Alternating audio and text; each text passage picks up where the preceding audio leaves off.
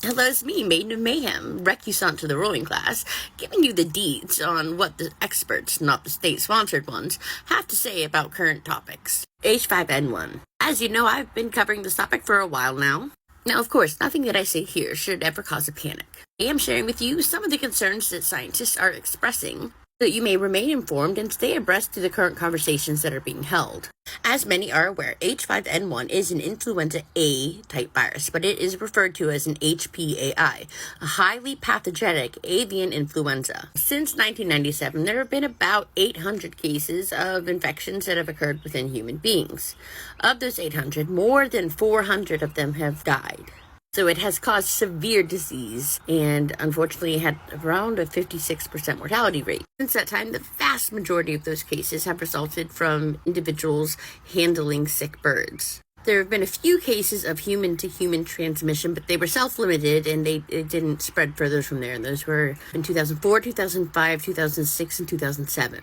So those rare instances essentially died out before it became more widespread human-to-human transmission. And it was only human-to-human transmission within people that lived within the home. Recently, we've witnessed an acceleration in zoonotic spillover, meaning it's infected more and more animal species. We've been seeing it in cats, seals, goats, penguins, cows. Within the U.S., there has been a lot of dairy cattle that have become infected. There was also one human case in Texas, and that individual was immediately placed on antivirals that we've been using for H5N1. Luckily, the symptoms remained mild, just some conjunctivitis. Recently, the USDA issued an order that cows crossing state lines must be tested before they can cross. Now, here are some of the concerns that you might not be aware of.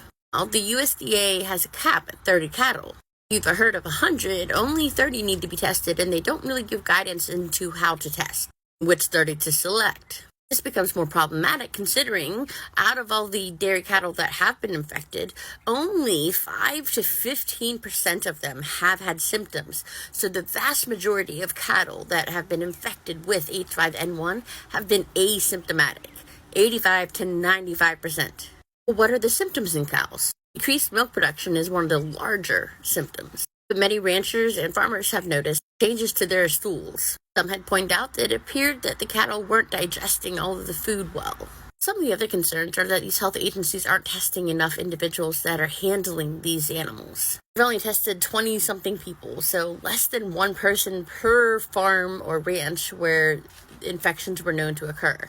The fact that 38% of milk samples in the Midwest had traces of viral remnants in it. Now, that's a problem because the general public had been informed that none of the infected animals' milk would make it into the supply chain, that it would be dumped beforehand. These are unknown about infections that are occurring on top of the ones that we do know about, so it might be far more widespread than they previously thought, which makes the point of them testing humans even more important. And regarding the human case that occurred, when looking at the genomic sequencing, it didn't match any of the nearby infections within cattle. So at this point, they believe that there had been a leap, essentially, a zoonotic leap, somewhere at the end of December, early January. This individual didn't test positive until March, so there had been some infection spreading that they weren't necessarily aware of. Caveat this is they didn't test the animals that this individual was working with. Additionally, within the genomic sequencing within these cases, they've identified some of the mutations that they've long held and believed to be mammal adaptations. And one mutation, I believe, in a cow that would make one of the specific types of antivirals less effective. But it was just one cattle that I know of. Also, regarding genomic sequencing and other metadata, another concern that many of these experts have is that our health agencies were not releasing a lot of the information to GSED. GSED stands for the Global Initiative Sharing Avian Influenza Data. So the fact that we weren't sharing this information to a global sharing initiative was concerning, especially when you consider if an individual takes a test, they're sick with H5N1, they will test positive for influenza A, and further genomic sequencing has to essentially determine that it's H5N1. One of the other criticisms that our health agencies are receiving is that they are only looking at cases of people that are hospitalized. So other individuals that maybe go to a doctor are not being looked at. And starting May 1st, they won't be looking at the hospitalization data for influenza A, which is kind of important at a time where we see in a couple different areas of the country, influenza A virus is rising in the wastewater. The flu season is over. We should not see influenza A rising in the wastewater.